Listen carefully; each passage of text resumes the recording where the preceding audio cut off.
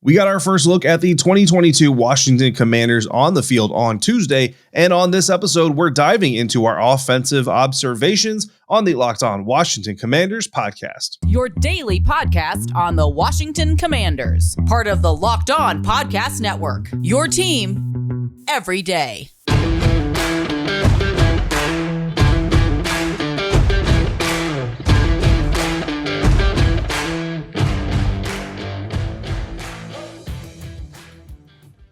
Welcome in, Commanders fans, to the Locked On Commanders podcast, part of the Locked On Podcast Network, your team every day. We are your daily podcast covering the Washington Commanders. We are free and we are available on all platforms, including YouTube. And we thank you for making us your first listen or your first view of the day. I am David Harrison, covering your Commanders for Sports Illustrated's Fan Nation. My partner, Chris Russell, not here for today's episode, but he is one half of the Russell Medhurst Show on the Team 980. You can find Chris and Pete there Monday through Friday from 3 to 7 p.m. Eastern Time or anytime, along with this show on the Audacy app. When we're not there or here, you can find us on Twitter. I am at dharrison82. Chris is at WrestleMania621, and the show is at LO Commanders. Thanks again for making Locked On Commanders podcast your first listener view of the day. On Tuesday, the team got started with their first week of OTAs, and we got our first view of the team at practice. And we're going to start this conversation with the only way we can possibly start this conversation, with quarterback Carson Wentz. So Carson Wentz joining the Washington Commanders for the 2022 NFL season. And quite honestly, might only be for the 2022 NFL season. We'll have to see what happens because, as we've talked about, as we've chronicled, the Washington Commanders really not on the hook for anything guaranteed or that would tie them to Carson Wentz beyond the 2022 season unless they absolutely wanted to. And all that thanks to the trade from the Indianapolis Colts during the offseason to the Washington Commanders in exchange for some draft picks, some draft capital, things like that. If Carson Wentz plays over 70% or 70% or over of the offensive snaps this coming season, then the Indianapolis Colts get a 2023 second round pick for Washington. Otherwise, it's a 2023 third round pick. Of course, the idea being that if Carson Wentz is going to play 70% or more of the snaps, it probably means this team is either competing or in the playoffs. So that's what kind of led us here today. And then in between there, we have a whole lot of comments from Colts personnel, fans thinking this thing, media thinking this thing. All the talk has been about what happened with Carson in Philadelphia, what happened with Carson in Indianapolis, what happened with Doug Peterson, what happened with Frank Wright, what happened with Jim Irsay and everybody else. Finally, thankfully, we can talk about something that's happening, not something that has happened, something that is happening right now, not something that happened in the past. It's only one day, but it's a day that I've been looking forward to for quite some time because we can talk about Carson Wentz in the lens of what he is doing for the Washington Commanders. And to me, that is a beautiful development. First, let's talk about Carson's demeanor on the field, because look, you're the quarterback of the team. People want to know, do you get along with your teammates or get along with your coaches? Are you frustrated? Are you down on yourself? Are you happy? What's your demeanor? What's the leadership tone that you are setting for the team on the field?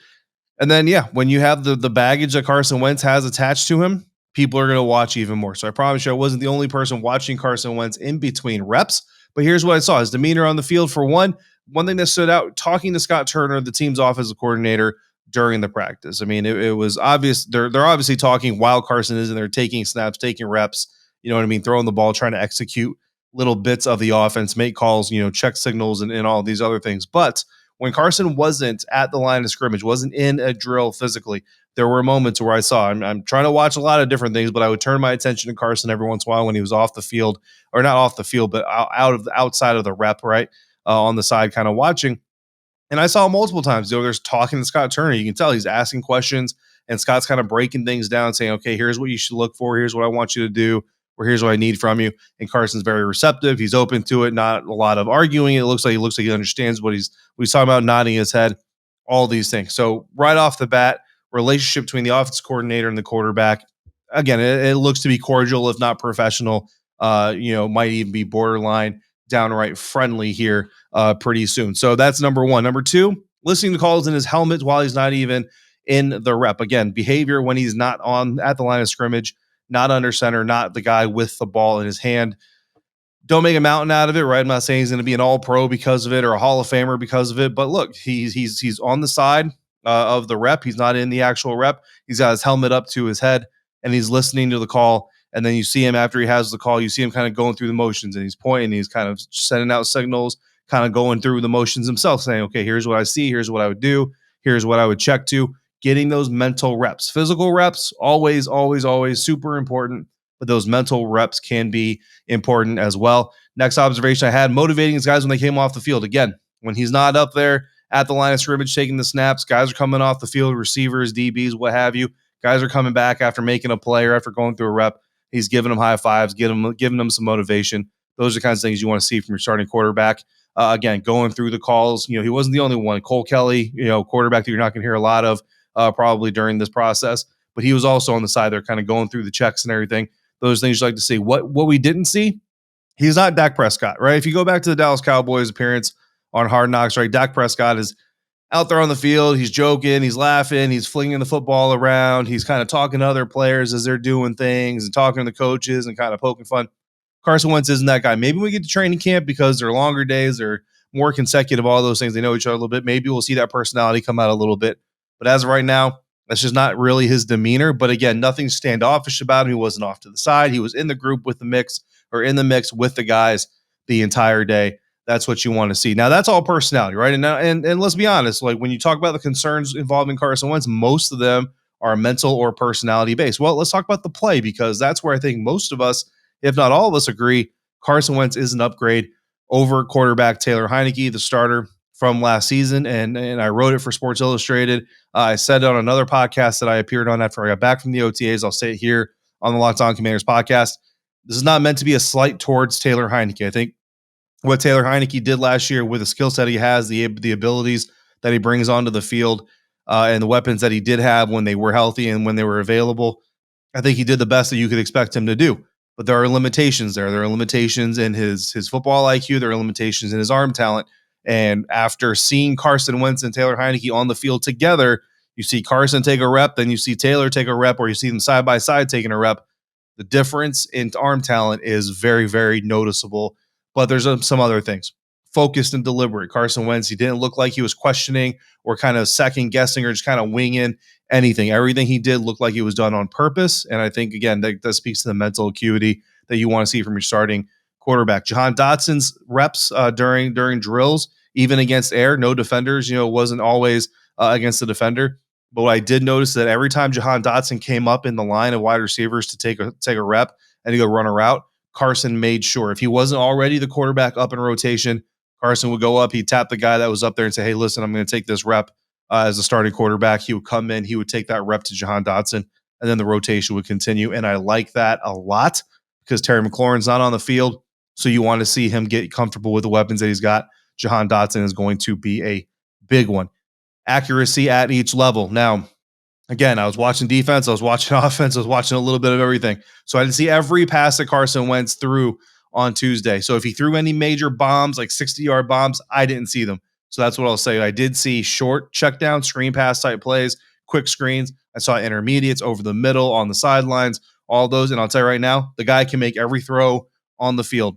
Shouldn't be a surprise. These are things that have been being said all offseason, but Carson Wentz can absolutely make every single throw on the field. Were they all on target every single time? Absolutely not. And I don't think it's fair to expect them to be on the first day throwing to these guys. But what you want to see is, can he get to the ball at the left hash, right hash, over the middle, underneath, onto the side, quickly into a screen without setting his guy up? Yes, he can. He did it. He showed it. He was intercepted at one time. Coach Rivera said that was a great play made by veteran cornerback Corn Elder. I was watching the ball on that snap. I was watching the get off from the line of scrimmage. Then I was watching Carson's drop back, then his throw and delivery. So I didn't see what Corn Elder did, but other people around me did in the moment and said it was an amazing play by Corn Elder. And then Coach Rivera kind of confirming that in his press conference after practices. Now, one thing I didn't see from Carson Wentz, which I was very, very happy about, at least I didn't see enough to really upset me, is my quarterback practice pet peeve, which is, I know I can't be touched, so I'm going to sit here in the pocket until I get the perfect throwing opportunity, and I don't care how long I sit here for. I saw other quarterbacks on this team stand back in the pocket, and you basically look at them and you say, that's a sack, That's a sack. That's a sack. That's a sack. Oh, now you threw the ball. It's complete. And then they fist pump and say, yeah, good rep. To me, that's not a good rep. Maybe I'm too harsh on guys. I don't know. But what I did see with Carson Wentz is he got the ball, got back into his drop, stepped up, got the ball out of there in a timely fashion, didn't take what any practice sacks, as I would call them, on his way, at least not most of the time. And then command of the ball in the rain. It was raining out, out there on Tuesday, but it didn't bother Carson Wentz. He was able to make the ball or get the ball out on time, get it on point, get it delivered to the right spots on a consistent basis. So first look at Carson Wentz, your Washington Commanders quarterback. I would say a successful outing. Not perfect. I'm not telling you go draft him in your fantasy team in the first round, but for what it's worth in the context that it's in, a very good outing for Carson Wentz. Obviously, there were more people on the field than Carson Wentz, right? So we're going to get into some other offensive players that stood out. But first, our next partner has a product that I use literally every single day. I started taking AG1 because I needed a way to get a solid dose of vitamins early in the morning without having to swallow a handful of pills. With one scoop of AG1, you're absorbing 75 high-quality vitamins, minerals, whole food source superfoods, probiotics, and adaptogens. I wake up, I mix my AG1 with 12 ounces of a water and juice combination, and literally anyone can do it, even if you're eating keto, paleo, vegan, dairy-free, or gluten-free. AG1 is a small micro habit with big benefits. It's one thing you can do every single day to take great care of yourself, and it costs you less than $3 a day. Right now, it's time to reclaim your health and arm your immune system with convenient daily nutrition. It's just one scoop in a cup of water every day. That's it. No need for a million different pills and supplements to look out for your health. To make it easy, Athletic Greens is going to give you a free 1-year supply of immune supporting vitamin D and 5 free travel packs with your first purchase. All you have to do is visit athleticgreens.com/NFL Network. Again, that website is athleticgreens.com/NFL Network to take ownership over your health and pick up the ultimate daily nutritional insurance. Thanks again for making the Locked On Commanders podcast your first listen or your first view every single day. For your next listen, make sure you check out the Locked On Sports Today podcast, the biggest stories of the day, plus instant reactions, big game recaps, and the take of the day, available on the Audacy app, YouTube, or wherever you get your podcast. Believe it or not, guys, Carson Wentz, not the only player on the field for the offense on Tuesday. So let's focus on some of the other players, but let's make a specific focus first here on the rookies. Okay, so we're going to go in order here. First round pick, wide receiver Jahan Dotson out of Penn State. One of the guys, obviously, go back to the rookie minicamp. We were looking at him heavy. We were looking at him very, very often. Looked good in his routes, looked good getting off the line of scrimmage, looked good securing the pass, bringing it in. But that was indoors. It was dry. It was climate controlled. There wasn't a whole lot of pressure. Yeah, there was media there, but there were no fans there. It wasn't Carson Wentz throwing the football, right? You can kind of go through the motions a little bit and just kind of get the rust, kind of get the nerves out a little bit. It was showcase, man. I mean, you're on the field, your veteran teammates are out there. Terry McLaurin is not there because he's dealing with the contract situation, which means you could be the number 1 or number 2 wide receiver as long as that carries on here in your first week of practice in the National Football League. You've got your new quarterback who's a veteran.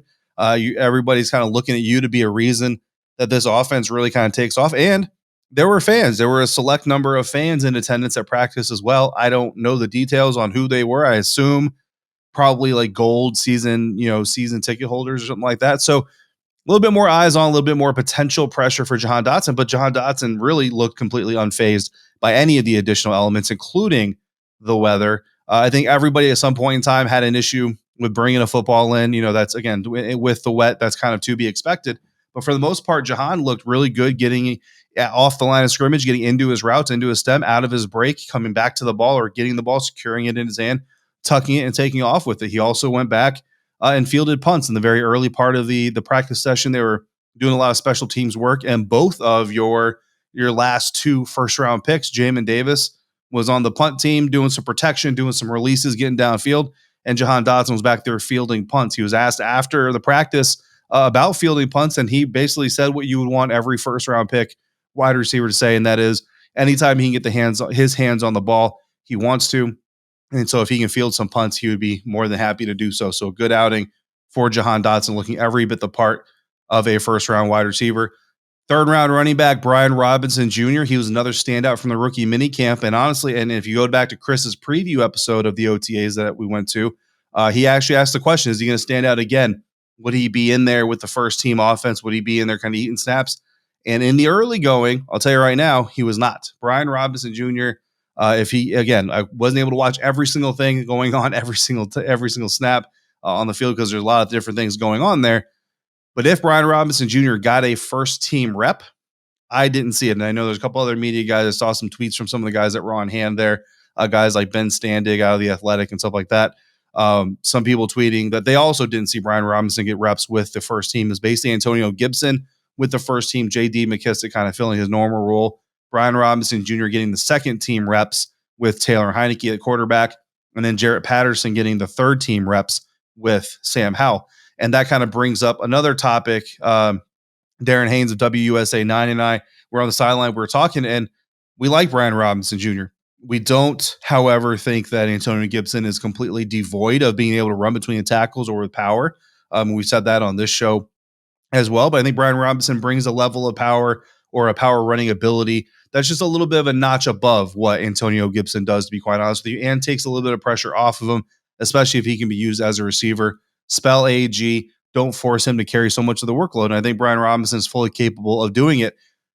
Where we're concerned is Brian Robinson going to do so much that he eats into Jarrett Patterson's snaps and then in doing so potentially eats into Jarrett Patterson's development? Because we feel, and again, I feel confident speaking for Darren in this environment just because we talked about it together, that Jarrett did a great job last year and it was limited opportunities or whatever, limited role, but I think he did a very, very good job showing his potential. And then looking at him at camp, very sure-footed on a very sloppy field, still looked very solid, ran with confidence.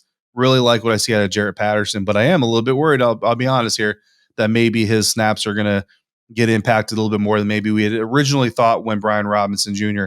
was first brought in. We'll have to see.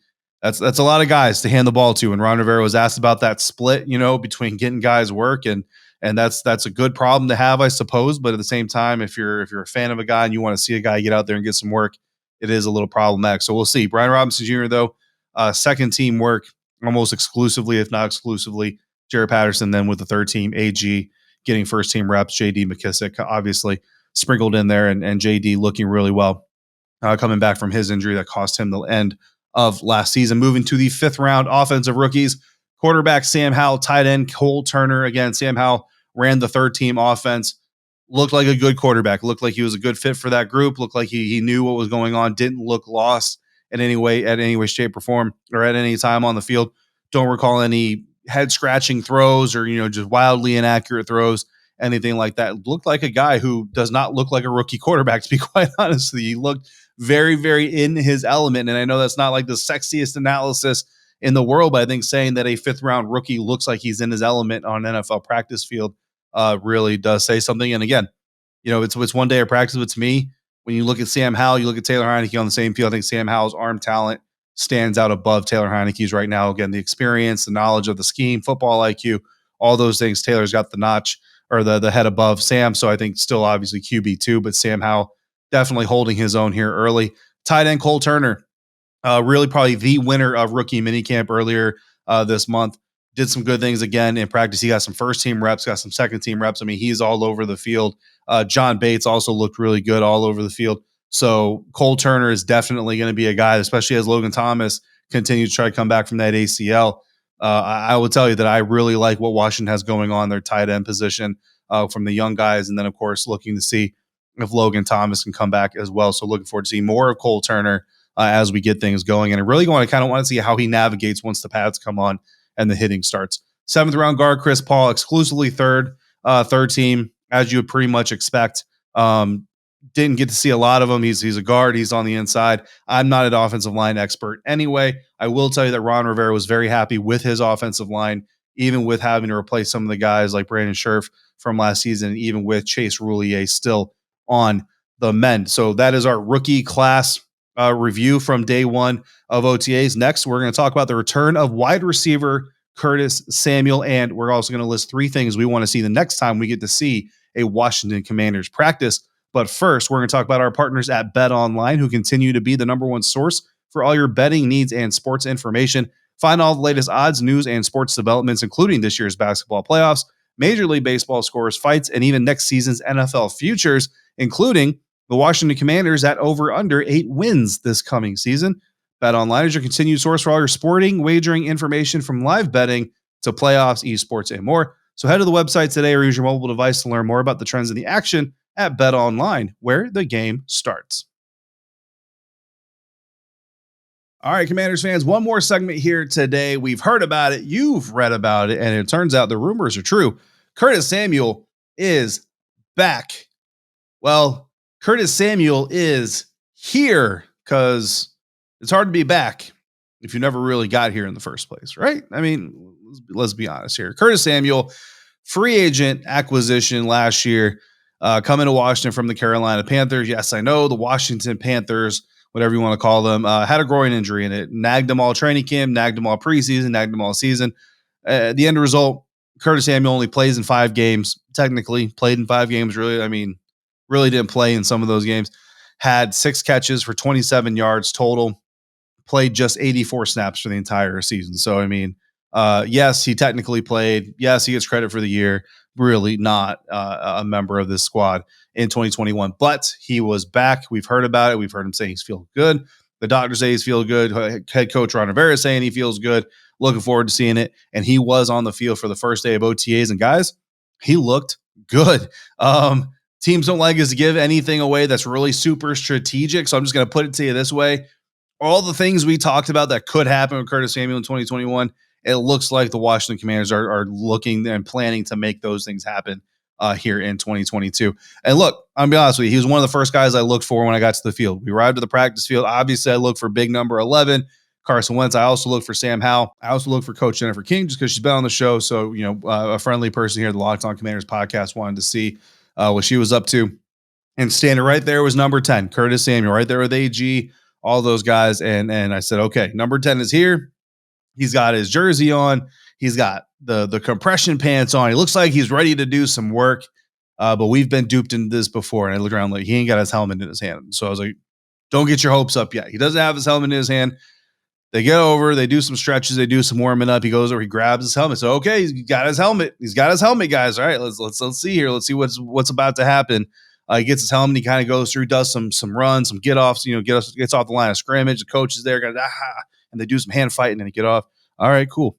Okay. Then the quarterbacks come over. I'm like, all right, now let's see what's really going to happen. Boom, Curtis Samuel hits a 5-yard slant, puts his foot in the ground, plants, cuts, hits it, full speed. Love it. And that's all we saw from Curtis Samuel all day was full speed. And after practice, he was asked how he feels. Said he feels good. Ron Rivera was asked about Curtis Samuel's injury, whether it was a thing in the past. And Ron did say basically they're hoping they can put all this stuff behind them. And Curtis really kind of expressed that he's really appreciative of the fact that he can go out there, run fast, go full speed, and not have to worry in the back of his mind what's going to happen the next time I take a step. Of course, injuries are always a part of the game, so you hope the best, knock on wood, that Curtis Samuel really is all the way back, because I'll tell you, just one day, seeing him back out there, seeing him be able to do it, and then kind of seeing some of the strategic things they might be able to do with Curtis Samuel in the lineup, it's really, really exciting stuff, guys, that you're going to enjoy seeing if you get the chance. So hopefully Curtis Samuel is here to stay. And that brings us to the next things we want to see from this offense. 3 things we want to see from this offense next week. We will be back out there Wednesday for another session of OTA practices available to the media. So what do I want to see next week when we go out there? Chris, I believe, will be out there as well. I'm going to keep the asks, honestly, kind of low right now, guys. I'm going to start with Carson Wentz, and it's going to be funny because under the Carson Wentz ask, there's actually 4 different asks. So from Carson Wentz, I want to see you more in tune with your receivers, tight ends, and running backs. Today's day 1. You're going to get some days without the media around watching, without fans around watching. Want to see a little bit more being in tune. Keep the ball down more. Carson Wentz was a little high on a couple of the throws. Nothing too egregious, nothing too bad like what we saw in 2021. But still, like to see you bring that ball down a little bit more. I'm going to chalk that up a little bit to the rain, and then again, not knowing all of his receivers, so that chemistry, that being more in tune with the receivers to bring that ball down just a little bit more. Honestly, I'm hoping to see a little bit more interaction with his teammates. I don't need Dak Prescott. You know what I mean? I don't need him dancing in the music or flipping the ball around or talking trash to guys while they're running routes. But I would like to see just a little bit more of a brotherhood camaraderie. You know what I mean? It's not a requirement. If I don't see it, it's not like the world is going to fall apart or the sky is falling, but you would like to see a little bit of that brotherly love, I guess, going on between players and teammates there on the field. And then no interceptions. Look, the one interception was a Corn Elder Really good play, according to all involved who saw it again. I didn't see what led up to it. I only saw the actual, when the ball flew into his hand. So I'll give them credit where credit is due. But I mean, that's just a challenge for every quarterback. Don't throw interceptions, right? So that's Carson Wentz, what I would like to see out of him. That's number one. But all of that is one item for Carson Wentz. Look, you're the most important position on the field, bro. That's what you get paid for. Number two, veterans in attendance, even if you're not practicing. We've got some defensive guys I want to talk about as well, but that's going to be on tomorrow's episode. Offensively, Terry McLaurin. Look, I get the contract situation. I totally understand it. I don't blame anybody for wanting to go get paid. This game is dangerous. You could tear your ACL cutting in the grass, on the very next snap. So I don't blame you for not working out, but I would kind of like to see Terry McLaurin be in attendance on the field, even if you're not participating in the reps. Again, not my decision to make, but just something that I would like to see next time. And then number three is better weather. And I understand I'm not complaining about it. Nobody can control it. I get it. I actually do applaud the Washington Commanders for staying outside despite the fact that it was raining out, because I think it's kind of good to get those challenges in early and kind of maybe bring that team together through that struggle, because look, you're not going to have perfect game conditions throughout the season. You play in an open stadium. So even your home stadium isn't a dome.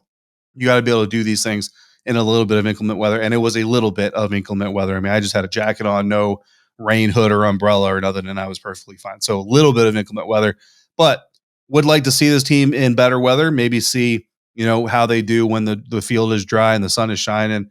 Maybe see if we can get a little bit more excitement out of maybe a little bit bigger plays out of Carson Wentz and this offense. So again, that's my offensive review from OTAs on Tuesday at Commanders Park, the Innova Sports Performance Center.